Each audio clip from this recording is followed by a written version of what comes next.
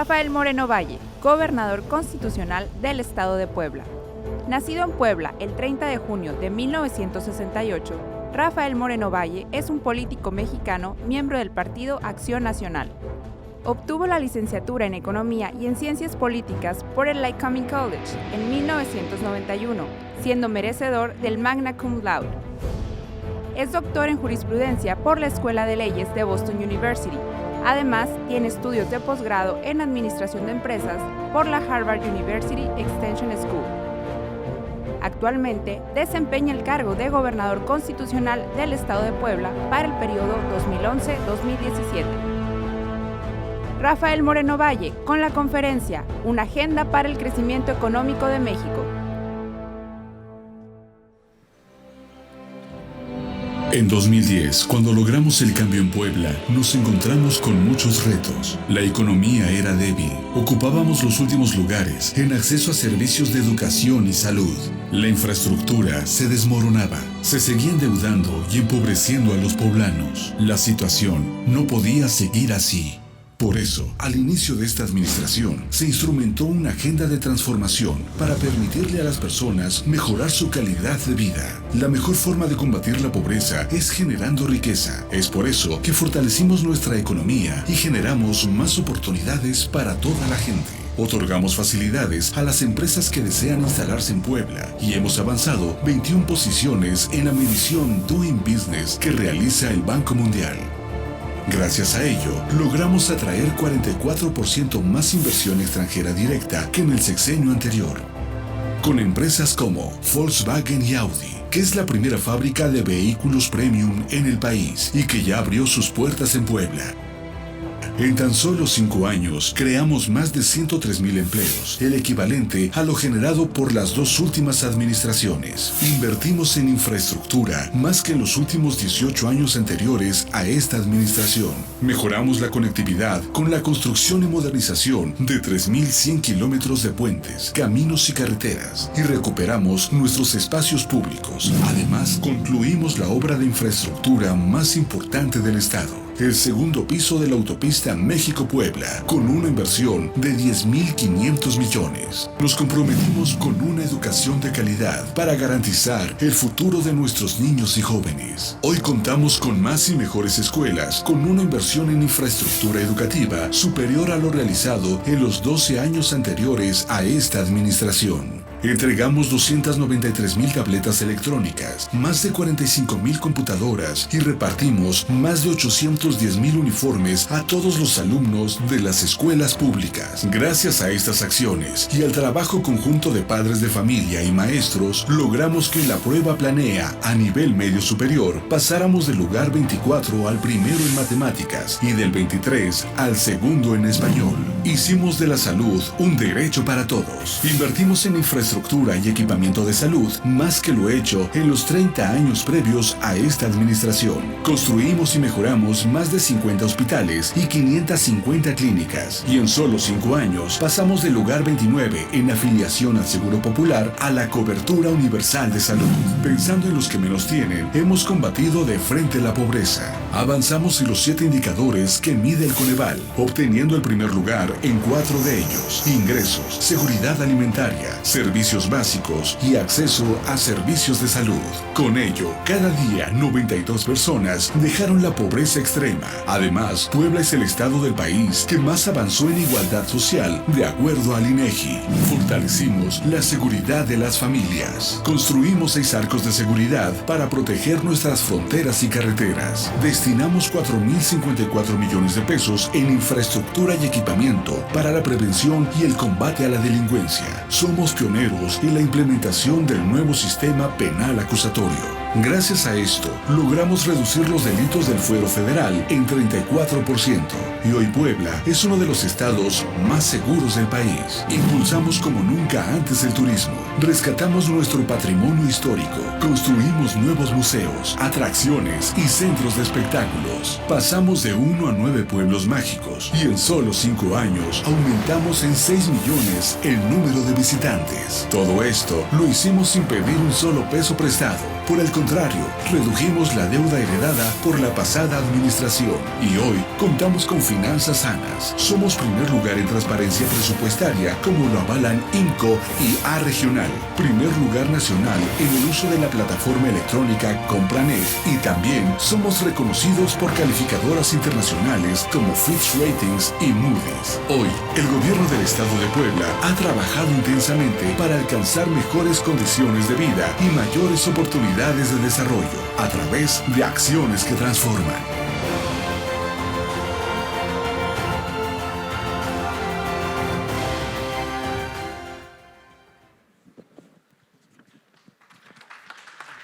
Gobierno de Puebla, acciones que transforman. Como ustedes pudieron observar, tuvimos algunos ejes que nos han dado buenos resultados en Puebla. Uno de ellos es partir de la premisa de que la única forma efectiva de combatir la pobreza es generando riqueza. Y la otra es buscar detonar el potencial que tiene cada estado y que tiene nuestro país. Pediría que pongan la presentación.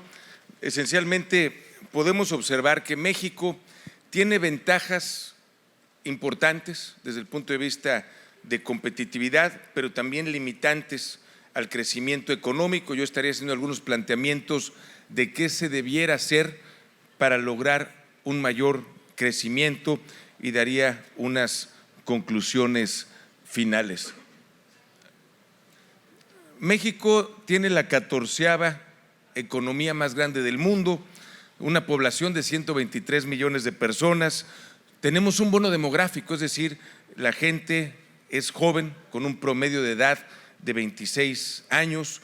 Hemos sido pioneros de la apertura comercial, tenemos 46 acuerdos de libre comercio, somos líderes en exportación, tenemos ventas al exterior equivalentes al 75% de las exportaciones de América Latina y hemos demostrado ser un destino confiable para la inversión extranjera. Recibimos 21,000 millones de dólares anuales en la última década.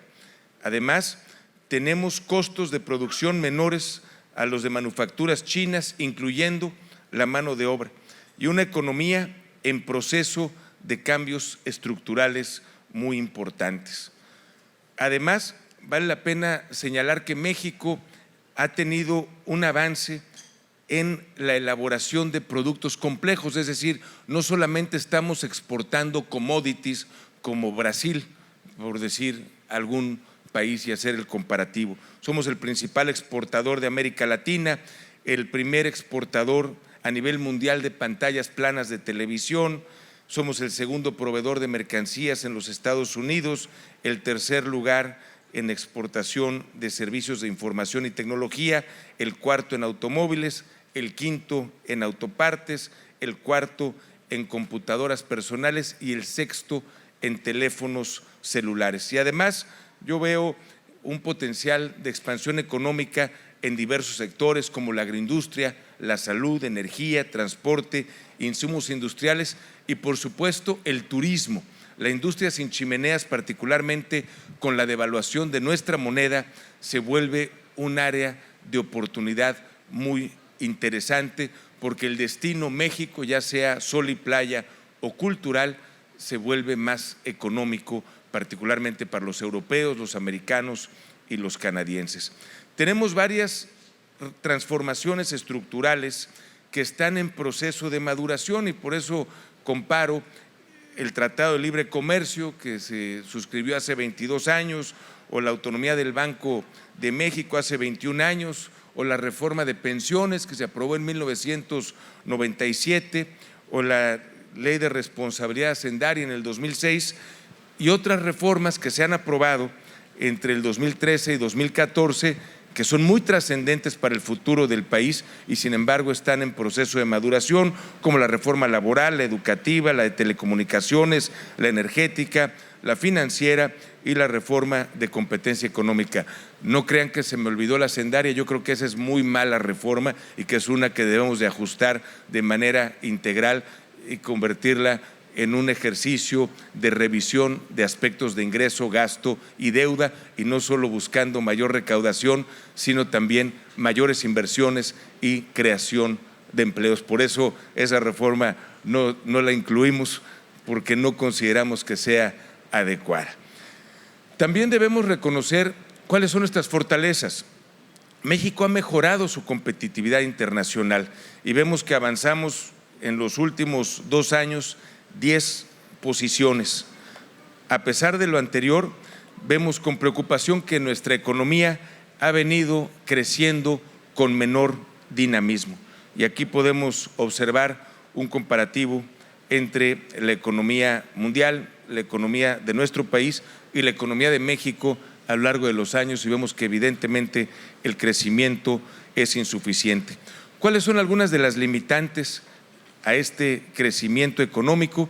Desde mi punto de vista, el bajo crecimiento mundial aunado a una fuerte desaceleración de China y una caída drástica en el precio de los commodities y el petróleo y un fortalecimiento del dólar.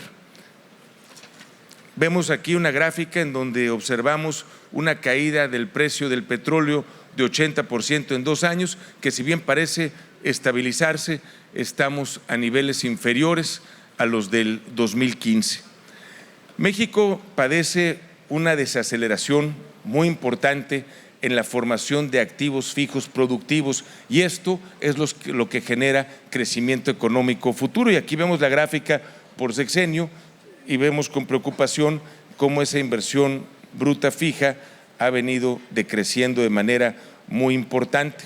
Además, desde mi punto de vista, Pemex se ha convertido en un cuello de botella para el desarrollo de numerosos sectores productivos, y observamos cómo ha caído 36% la producción de petróleo en crudo.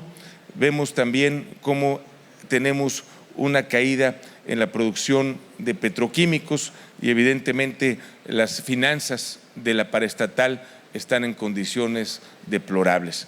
Por otro lado, la deuda pública ha crecido, pero lamentablemente no se ha utilizado para construir infraestructura productiva, y podemos observar la deuda como porcentaje del Producto Interno Bruto, que como observan ya superó el 50%, y sin embargo una caída en la inversión pública directa. Además, no estamos invirtiendo recursos en investigación, desarrollo e innovación, y vemos un comparativo con otros países. Pensar que Turquía invierte el doble como porcentaje de su producto que México es algo que debiera no solo preocuparnos, sino ocuparnos. Además, hemos visto históricamente cómo la inversión en estos sectores, y lo vimos con Corea o lo vimos con Alemania o con los Estados Unidos, te genera crecimiento económico. Adicionalmente, la inseguridad y las víctimas del delito han venido creciendo, lo cual distrae recursos de otros rubros que nos podrían generar mayor desarrollo. Además, vemos con preocupación que si bien al inicio de la administración federal actual había habido una reducción en los indicadores de violencia, hoy vemos un repunte muy importante, y de manera particular en algunos rubros como los homicidios dolosos. Asimismo, hay que señalar que no hay un esfuerzo presupuestal para combatir la inseguridad en la medida del reto que representa, y aquí observamos que destinan como porcentaje del PIB otros países como Colombia el 2.2%, mientras que México destina solamente el 0.9% al combate a la inseguridad. Asimismo, tenemos otro fenómeno que nos impacta de manera muy importante, y es la corrupción, que sin duda deteriora el ambiente productivo. Ocupamos el lugar 95 de 168 países en corrupción, retrocedimos 23 posiciones en 7 años, según Transparencia Internacional. Además, la corrupción encarece el costo de los servicios públicos y la infraestructura y deteriora su calidad. La corrupción obstaculiza el desarrollo de los más necesitados por la escasez de medicinas, falta de atención médica, escuelas sin equipamiento y con instrucción deficiente, y también en el World Economic Forum señalan que la corrupción es el factor que más inhibe el buen entorno de negocios en nuestro país. Por otro lado, también veo con preocupación, y lo comentaba en mi introducción, el riesgo que representa para nuestro país una posible agenda proteccionista en la Unión Americana. Esto podría impactar las exportaciones no petroleras, el crecimiento de importaciones, debilitar la inversión extranjera directa en activos fijos, poner trabas al envío de remesas por parte de nuestros paisanos que viven en los Estados Unidos, y también, por supuesto, la deportación de trabajadores migratorios. ¿Qué debemos hacer para crecer más? Desde mi punto de vista, reconformar aceleradamente las relaciones con los Estados Unidos, fomentar la inversión productiva, y ahí comentaba yo el aspecto fiscal, que tienen que darse los incentivos fiscales para que eso suceda. Reestructurar las finanzas públicas, acelerar el mejoramiento de la calidad en el sistema educativo, mejorar el uso de tecnología e innovación, y también, por supuesto, combatir frontalmente la corrupción. En términos de la nueva relación en una etapa complicada con los Estados Unidos, pues en primer término considero que debemos proteger los derechos humanos de los mexicanos que viven en la Unión Americana. De la misma manera, va a ser necesario actualizar el Tratado de Libre Comercio, pero sería muy riesgoso reabrirlo. Y en este sentido hay que ver capítulos de comercio electrónico, propiedad intelectual, derechos laborales y protección al ambiente, pero también hay que buscar en una negociación bilateral con los Estados Unidos, porque si ustedes revisan nuestra relación comercial con Canadá, tenemos un superávit de 593 millones de dólares. Sin embargo, si revisan nuestra relación comercial con Estados Unidos, la balanza implica un superávit para México de 121,000 millones de dólares. Por lo tanto, me parece que debemos buscar, particularmente con la integración, una respuesta al problema que estamos enfrentando. Porque si ustedes ven la relación comercial de México con China, tenemos un déficit de 65,000 millones de dólares, y Estados Unidos tiene un déficit con China de 386,000 millones de dólares. ¿Por qué no trabajamos de manera conjunta? Y ayer vi una noticia en los medios de comunicación precisamente vinculada al estado de Sonora, en donde se hace un acuerdo que va a beneficiar a empresas en Arizona y empresas en Sonora. Me parece que ese es el camino correcto para una renegociación del tratado, para un acuerdo que nos favorezca a los dos países, que le permita al presidente electo de Estados Unidos cumplir con sus compromisos de campaña, pero no a costa de la economía de nuestro país. También me parece que en paralelo, independientemente de que tengamos la mejor negociación posible, considero que debemos diversificar las exportaciones mexicanas. Como dicen por ahí, no es bueno poner todos los huevos en una canasta. No podemos tener 80% de nuestras exportaciones en un mismo destino. Me parece que hay que buscar nuevos mercados, nuevos productos, e incluso involucrar a todas las entidades federativas. Hoy en día hay 13 estados de nuestro país que solamente aportan el 4% de las exportaciones totales. Vemos estados como Sonora o como Puebla o Nuevo León que están exportando de manera importante, pero entidades como Chiapas o Oaxaca que no lo hacen. Estamos hablando en agroindustria, en distintos nichos que puedan exportar a diferentes países. También me parece que es fundamental el atraer inversión extranjera al país, y debemos entender que hoy en día, con la apertura comercial, con la revolución tecnológica, un empresario puede invertir por igual en Brasil, en China, en la India o en México, y va a hacerlo en aquel lugar que genere las condiciones adecuadas, y eso implica una agenda amplia como la que estoy presentando.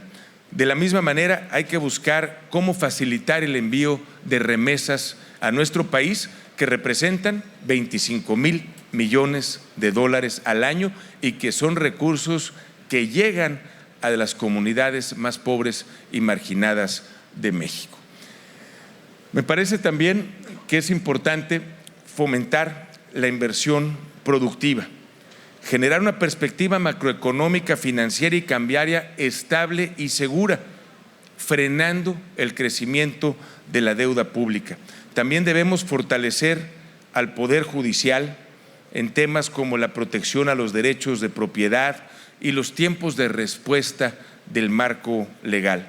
Debemos también elevar la calidad de nuestro capital humano y en este contexto me parece fundamental una mayor vinculación de las universidades con el sector productivo, para que salir de una universidad no implique tener un título pero no encontrar trabajo, sino que implique una posibilidad de integrarte a la fuerza laboral y de manera preferente en tu región de origen.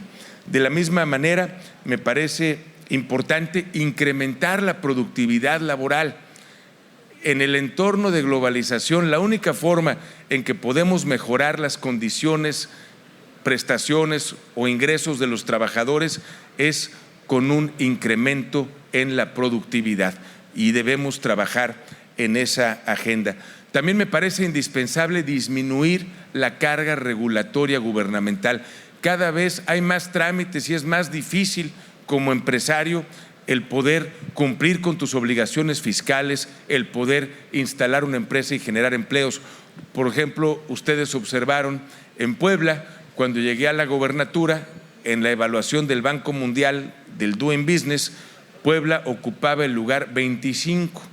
Hoy ocupamos el 4º lugar nacional y no fueron acciones solamente del Ejecutivo. Recuerden que el Banco Mundial mide facilidad para hacer negocios y toma en cuenta trámites con los municipios, trámites con el Poder Judicial y también leyes. Es decir, tuve que hacer una mesa con el Congreso, con el Tribunal Superior de Justicia, con los ayuntamientos, para poder revisar las mejores prácticas a nivel nacional e internacional e implementarla, lo cual incluyó incluso cambio a diversas leyes. Me parece que eso tendría que hacerse estado por estado y también a nivel nacional. De la misma forma, creo que debemos combatir los monopolios, intensificar las acciones de las comisiones de competencia, particularmente en materia de telecomunicaciones, energía e hidrocarburos, para evitar la concentración en áreas clave de nuestra economía. Asimismo, considero fundamental reestructurar las finanzas y el gasto público, detener el crecimiento de la deuda y cuando se pida prestado, que sea únicamente para inversión productiva. También debemos mejorar la eficacia del gasto público, hacer una revisión programa por programa para ver cuál es el impacto social de cada peso invertido. Me parece que ese aspecto también es muy necesario porque hay recursos limitados para atender necesidades prácticamente ilimitadas. Asimismo, se requiere un nuevo modelo para el desarrollo de proyectos públicos, asegurando mayor calidad en los mismos y eficiencia. Asimismo, debemos reestructurar Pemex y Comisión Federal de Electricidad, desincorporar o transferir aquellos activos productivos no estratégicos de las paraestatales o cuya eficiencia sea menor a la media internacional. También es necesario, como ya lo anticipaba, una reforma hacendaria integral que privilegie la creación de empleos a través de facilitar la llegada de inversiones y esto de manera especial en las zonas económicas especiales. A mí me parece que hay conceptos muy positivos como ese, en donde se reconoce que cada vez tenemos una brecha más grande entre los estados del norte y los estados del sur y del sureste y que no podemos tener esas diferencias en el PIB per cápita tan grandes entre entidades. Por lo tanto, el concepto de crear riqueza en Chiapas, con Puerto Chiapas o en algunas otras entidades, me parece muy bueno, pero la forma en que lo están tratando de implementar me parece que está destinada al fracaso. No puedes estar creando infraestructura y después viendo quién llega a instalarse. Yo considero que se tendría que hablar con las empresas, decirles: aquí está Puerto Chiapas, ¿qué es lo que tú podrías invertir? ¿Cuántos empleos te comprometes a generar y qué requieres para ello? ¿Qué incentivos fiscales y qué obras de infraestructura? Y que haya un compromiso entre el gobierno y los empresarios, el gobierno de hacer la parte que le corresponde y los empresarios de generar la inversión y los empleos que se requieren. De lo contrario, no vamos a lograr el objetivo.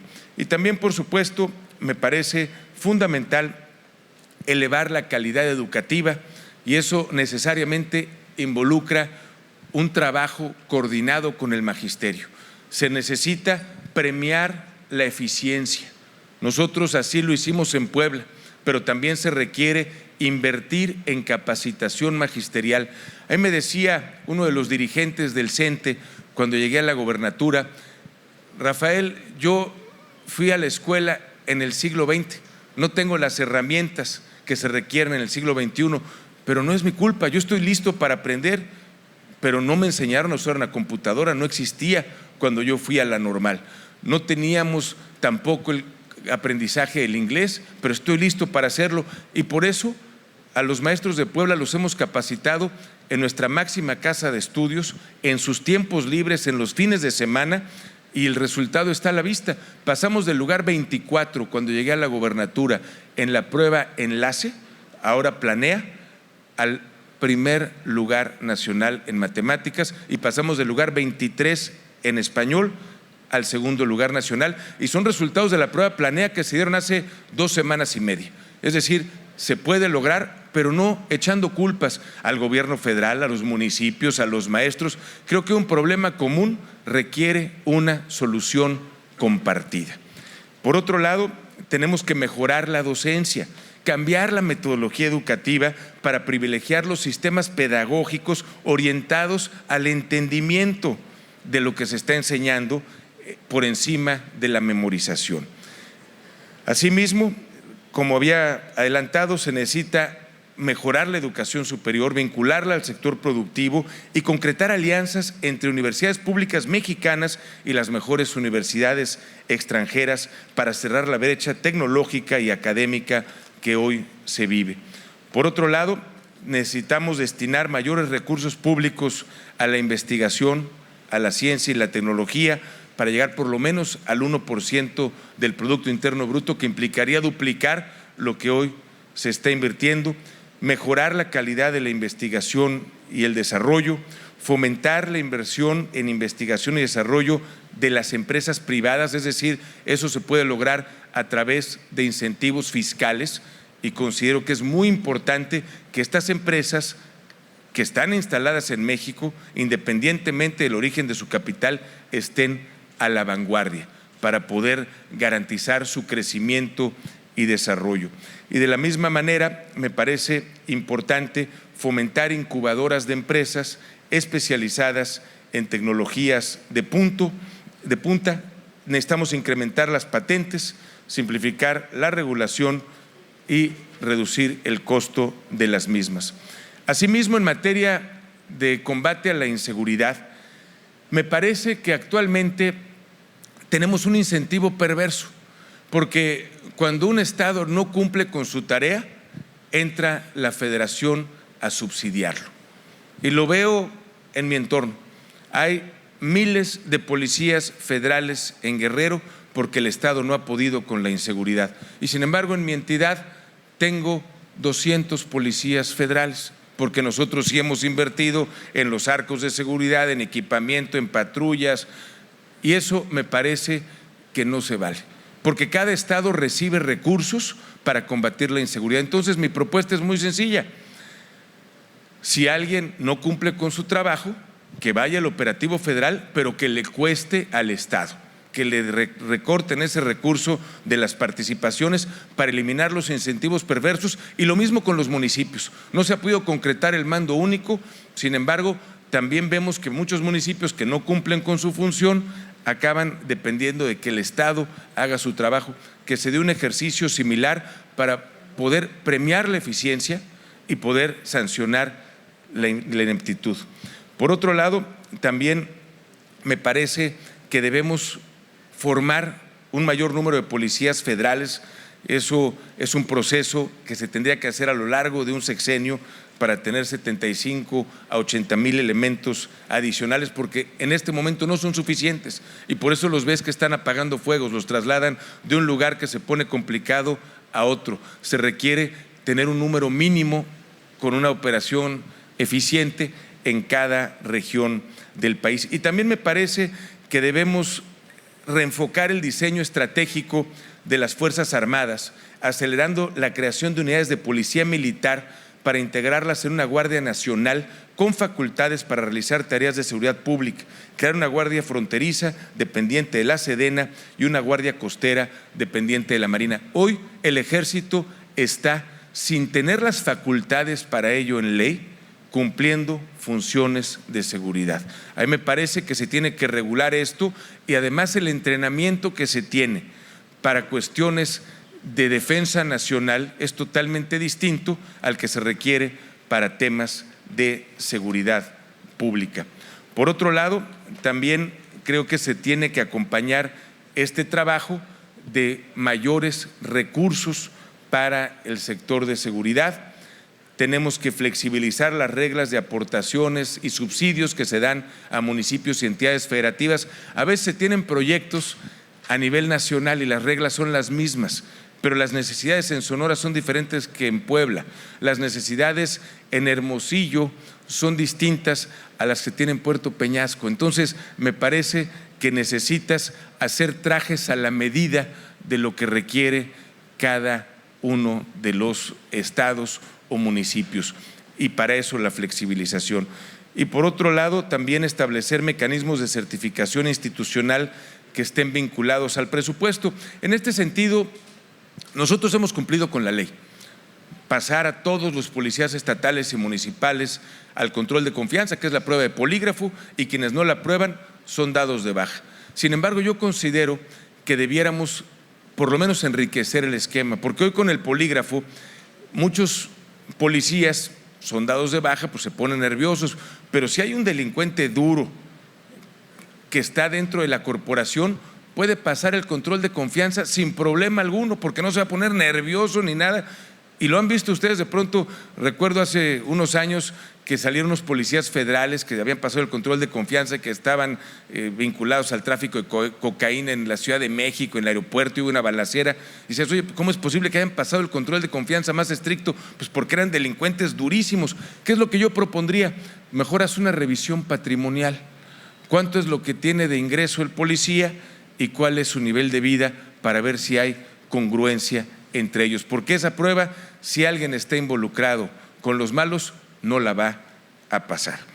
Y por otro lado, también compartir con ustedes algunas conclusiones.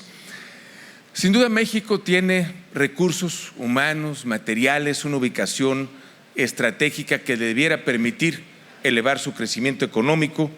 También hay que reconocer que el entorno internacional no será propicio en los próximos años para acelerar la actividad productiva, pero no debe ser un obstáculo insalvable. El gobierno debe predicar con el ejemplo en términos del manejo de los recursos públicos, controlar la deuda e incrementar la inversión en obras y servicios. La economía de nuestro país solo se puede fortalecer incrementando la productividad, el desarrollo tecnológico y la innovación. Y también debemos reforzar el combate a las prácticas monopólicas, porque inhiben la inversión productiva y sustraen recursos de la economía familiar. La corrupción y la inseguridad obstaculizan el avance económico y por lo tanto debemos erradicar ambas. Yo les diría que si bien tenemos grandes retos por delante, también estoy convencido del enorme potencial que tenemos en nuestro país, y por eso estoy seguro que con una agenda amplia, integral, con mayor eficiencia en el manejo de los recursos públicos, sí podríamos lograr un crecimiento económico que además le dé cabida a todos los jóvenes que van egresando de las universidades año con año. Yo les agradezco enormemente la oportunidad de participar en este foro y quedo abierto a cualquier pregunta que ustedes quieran realizar. Muchísimas gracias.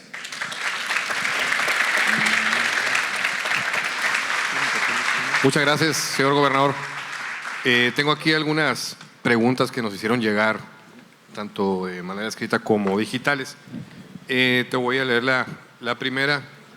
Bueno, aquí me voy a brincar en lo que prendo la computadora, pero una de las preguntas es: ¿cómo te defines como político?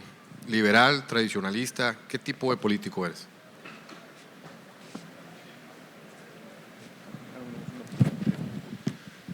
Pues yo les diría que soy un político de resultados, que a mí me parece que los ciudadanos lo que requieren son respuestas a sus necesidades y poder reflejar sus aspiraciones. Por lo tanto, yo soy un político que busca construir acuerdos. Por supuesto, hay principios y valores que tengo que siempre estarán marcando mi actuar, pero también estoy siempre abierto a escuchar a las partes y particularmente a lograr resultados. Para mí cuentan más los hechos que las palabras. Gracias. Otra pregunta que tenemos es: ¿cuál es su postura respecto a las candidaturas independientes?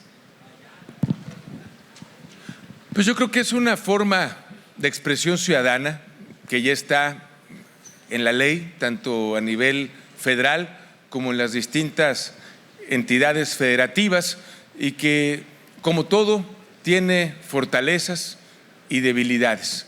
A mí me parece que es un modelo que habrá que ir observando en los resultados. Sé que van a tener aquí al único gobernador independiente del país, pues será interesante, pues ya lleva un año de gobierno, saber cuáles son sus logros, qué obras ha realizado, qué acciones, porque más allá, insisto, de romper con algo, es necesario saber qué es lo que vas a construir. Gracias. Si llegara a la presidencia de México, ¿cuál sería la primera reforma mayor que llevaría a cabo? Sin duda la reforma hacendaria. Me parece que es fundamental porque cualquier otra acción requiere recursos. Y yo estoy convencido de que necesitamos un entorno que favorezca la atracción de inversiones y la creación de empleos. Hay temas tan sencillos, tal vez un poquito técnicos, pero la depreciación acelerada. ¿Por qué no permitir la depreciación acelerada? Para que haya inversión en activos. ¿Y qué es lo que va a lograr? Que haya más empleo. Son ese tipo de cuestiones que, como exsecretario de Finanzas y Desarrollo Social, como alguien que participó en el sector financiero internacional, me parece que siempre hay que comenzar por la parte económica, porque si queremos destinar más recursos a seguridad, necesitamos meternos al presupuesto, a una reforma integral de ingreso, gasto y deuda, porque el ejercicio presupuestal es de suma cero. Para dar más recursos a una cosa, tienes que quitárselo a otra. Es así de sencillo. Cualquier otro mecanismo es demagogia y lo único que va a generar es un déficit y va a tener consecuencias muy graves para nuestro país. Gracias. En una entrevista usted comentó que no confía en las encuestas. Mi pregunta es: ¿en qué tipo de medición sí confía o cuál sugieres? Bueno, pues no confío porque cuando fui candidato a senador decían que iba a perder por 12 puntos y gané por 6. Cuando era candidato a gobernador decían que iba a perder por 18 puntos y gané por 12.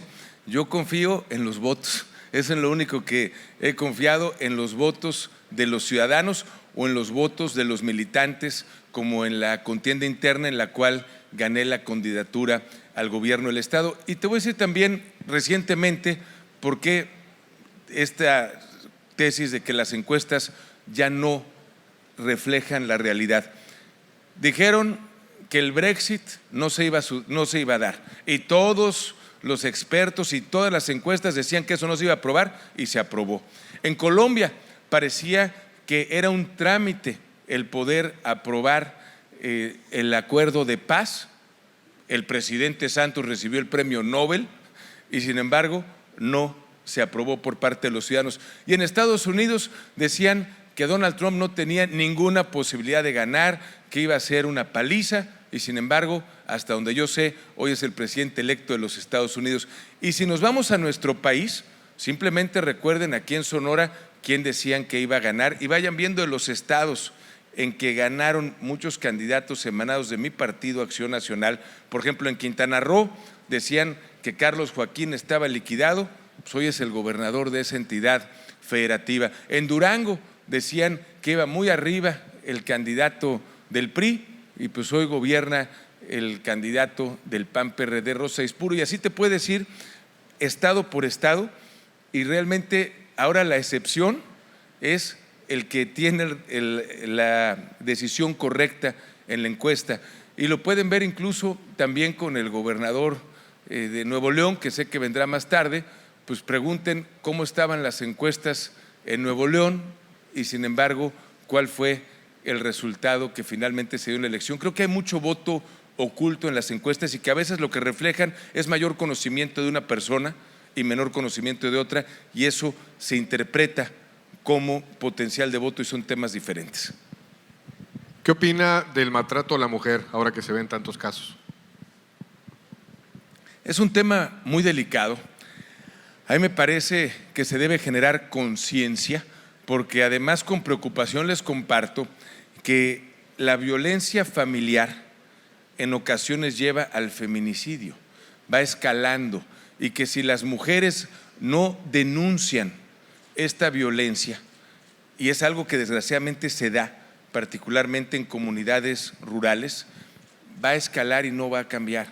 Y por eso nosotros en Puebla hemos hecho todo un programa precisamente para generar conciencia, para darles atención psicológica, para darles apoyo jurídico a las mujeres, porque vemos que tristemente todavía en nuestra cultura se presentan ese tipo de situaciones, y por supuesto tiene que venir acompañado de sanciones que sean públicas, que sean evidentes y que sean muy fuertes para aquellas personas que estén violentando a una mujer. Comentas una serie de acciones, de ideas de cómo pudiéramos mejorar el rumbo del país. Sin embargo, con tanta maraña que existe, con tanto sindicato, con tanto proteccionismo, con tantos intereses, ¿crees tú que se pueda llevar a cabo? Yo estoy convencido, y así lo hice en Puebla. Me parece que cuando llegas sin ataduras, tienes la posibilidad de cambiar las cosas, y es lo que se necesita, un cambio. No podemos en México seguir por el mismo rumbo y esperar resultados diferentes. Urge un cambio, pero tiene que ser un cambio con rumbo, tiene que ser un cambio responsable. Y en este sentido, tienes que comenzar revisando todas las actividades en las que el gobierno participa en la economía. Yo siempre he tenido la tesis de que los gobiernos son malos administradores. Y en Puebla, por ejemplo, teníamos un sistema operador de agua potable estatal que perdía 350 millones de pesos al año. Y seguramente muchos, sobre todo quienes estén en el sector empresarial, se preguntan cómo es posible perder 350 millones si eres monopolio y si estás vendiendo un producto que toda la sociedad requiere.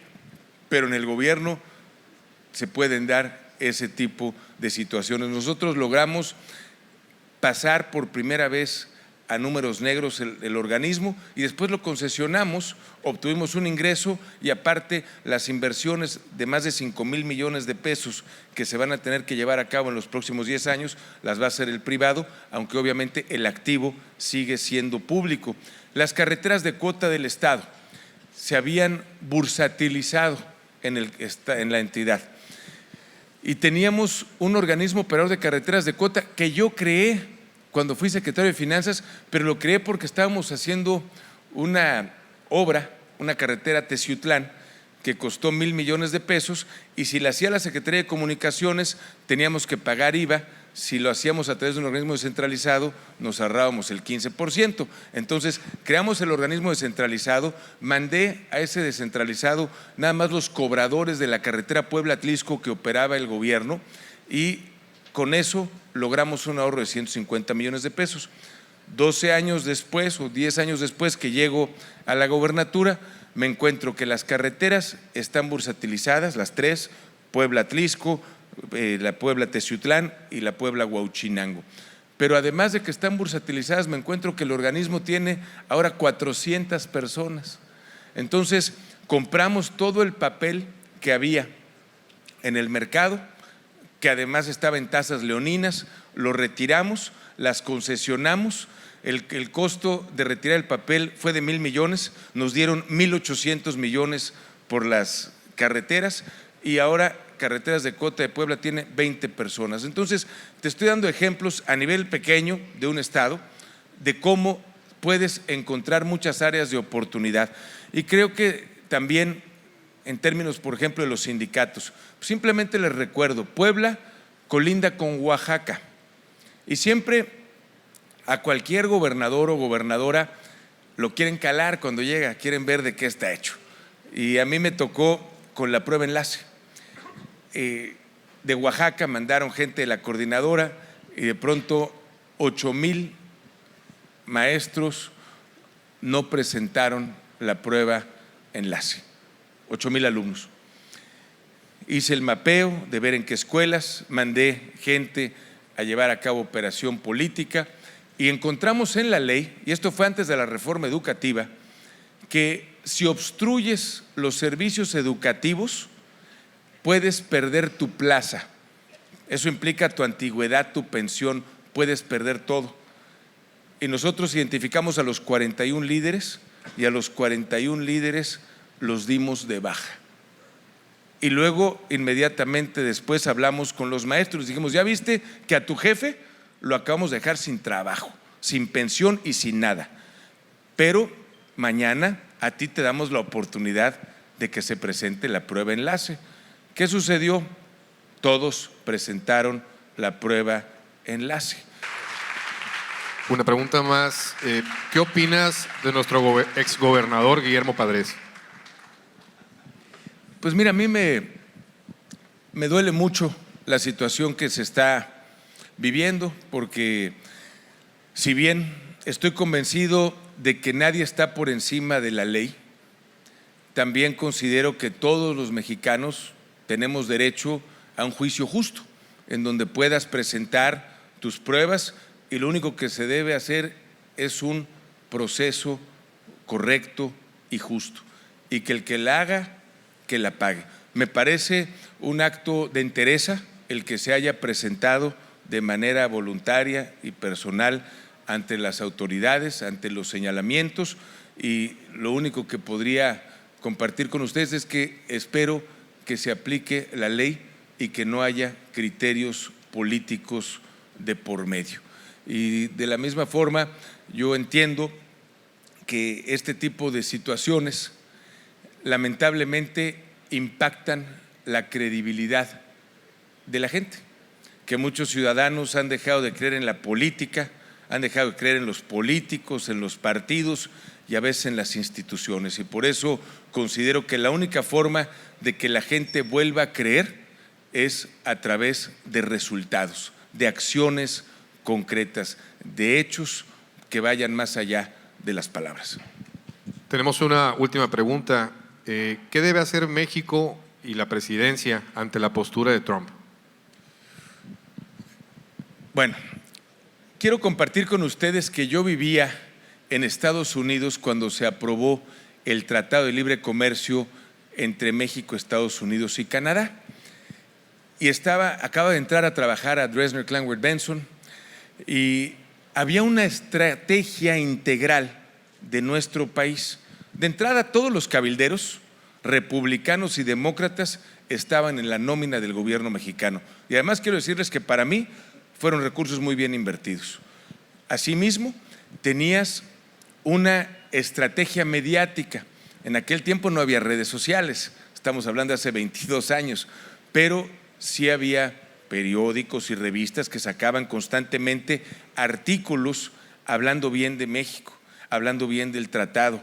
Tenías spots en la televisión que hablaban bien de México. Hoy tristemente veo que en la Unión Americana lo único que se escucha en nuestro país es la inseguridad y la corrupción. Entonces creo que se tendría que hacer una estrategia similar para cambiar la percepción de los americanos. De la misma manera, en aquel tiempo, las empresas americanas con inversiones en México tenían una parte importante en la estrategia de aprobación del tratado. Sus empleados le estaban mandando cartas a diputados y senadores diciendo aprueben el tratado, y creo que a esto debieras agregar el tema de la integración, porque hoy empresas americanas que exportan, podríamos hablar por ejemplo de Ford en Michigan, que fabrica y exporta vehículos, tienen muchísimos componentes mexicanos. Tendríamos que hacer el cabildeo con esas empresas y hacer cuentas, decir, a ver, de tu coche tienes estas 25 autopartes que se hacen en México. Si subieran los aranceles o cobraran impuestos por mandar estas partes a tu país, vas a sacar a ese Ford del mercado, porque vas a incrementar el costo de producción y ya no vas a poder exportarlo. Creo que tendríamos que hacer una estrategia similar con las empresas que han invertido en México, con las empresas que se benefician de componentes mexicanos, para que estén escribiéndole a sus diputados, a sus senadores, al propio presidente de la República. A mí me gustaría ver una estrategia integral del gobierno de la República en la que participáramos gobernadores, diputados, senadores, ciudadanos, empresarios, que nos digan cuál es la tarea que nos toca, a quién tenemos que ir a ver. Que ahí me encarguen a 1 o 2 gobernadores o 2 o 3 senadores y yo me voy a chambear, a convencerlos, que nos den argumentos, una línea de comunicación bien estructurada. Tendríamos que estar trabajando en cada industria, el saber en cada industria cuál sería el impacto de una modificación al Tratado de Libre Comercio, ver por ejemplo cuáles son los aranceles o los impuestos que se pagan por llevar esos productos a Estados Unidos de otros países que no tienen tratado. Recordemos que por la devaluación, obviamente tal vez en algunas empresas puedas asumir un 5 o 7% de impuesto sin tener mayor problema. Bueno, hay que saber cuáles son, porque en cualquier negociación ustedes tienen que llegar con mucha claridad.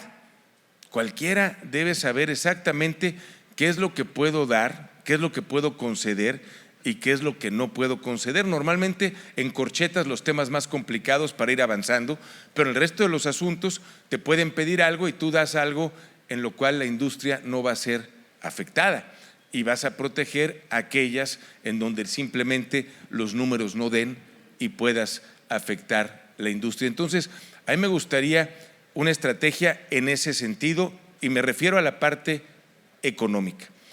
Desde el punto de vista migratorio, yo considero que habría que hacer una revisión de nuestros paisanos que están allá, ver cuántos, por ejemplo, tienen hijos que ya son americanos. No es lo mismo deportar a una persona que no tiene familia en la Unión Americana que alguien que lleva 20 años viviendo allá, que no está en una situación regular, pero que ya tiene hijos que son americanos. Habría que ver cómo podemos negociar que esos migrantes se regularicen y hacerle ver al presidente electo de los Estados Unidos que finalmente es un hombre de negocios, decir, a ver, estas personas ya viven ahí, trabajan ahí, si tú los regularizas van a pagar impuestos ahí y te va a generar todo este ingreso que hoy no estás percibiendo. Creo que hay que buscar esos argumentos y desde el punto de vista de migración creo que hay que cambiar el discurso. A mí me parece que crear muros no tiene ningún sentido. Si ustedes van a la frontera, pues ya hay muros. En toda la frontera ya hay un muro. Honestamente, alguien piensa que por hacerlo más grande vas a parar el flujo migratorio. Yo creo que es un error, una falacia. ¿Qué es lo que sí tendrías que hacer? Si quieres evitar la migración, pues generar oportunidades de crecimiento y desarrollo en los estados de nuestro país expulsores de migrantes y en los países de Centroamérica y Latinoamérica expulsores de migrantes, porque la gente no se va por gusto, se va por necesidad. Si hubiera una inversión muy baja en comparación con lo que hoy gastan en policías, en cuidar, en tecnología, en sus muros. Una inversión muy reducida en comparación con eso. En las zonas expulsoras de migrantes para crear oportunidades de desarrollo, estoy seguro que la gente ya no iría a los Estados Unidos, pero habría que cambiar el discurso. Y en materia de seguridad, también a mí me parece que debemos mostrar que las armas que se utilizan por parte de los cárteles en nuestro país vienen de Estados Unidos. Simplemente hay que ver cuántas armeras están en la frontera con México.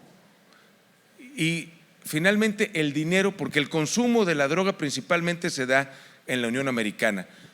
Evidentemente hay esquemas de lavado de dinero que están ocurriendo en ese país. ¿Cómo es que resulta que si todo el consumo está allá, pues quién la distribuye? ¿Por qué solamente los capos están aquí y no están del otro lado de la frontera? A mí me parece que un problema común requiere una solución compartida.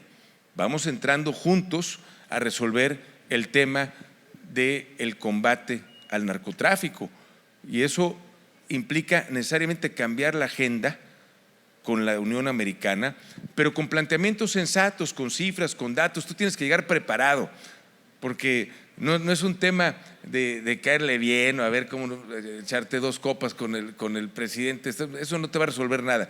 Tú tienes que llegar con solidez, con preparación, con cifras, con datos y con propuestas que sean ganar, que pueda él también salir ante su gente y decir, miren, ya resolví esto. Por ejemplo, vi el anuncio que hizo de la empresa Carrier, que no se va a Nuevo León, que ya se comentó, pues, obvio, él ya salió en todas las redes a decir, ya ven cómo todavía ni siquiera tomo protesta y estoy cumpliendo. Bueno, hay que entender pues, que en esta complejísima relación que vamos a tener con nuestro principal socio comercial, tenemos que manejarla con mucha inteligencia, con mucho cuidado, pero sobre todo con argumentos sólidos. Pues muchas gracias, señor gobernador, por su conferencia. A nombre de todo el equipo organizador. Gracias.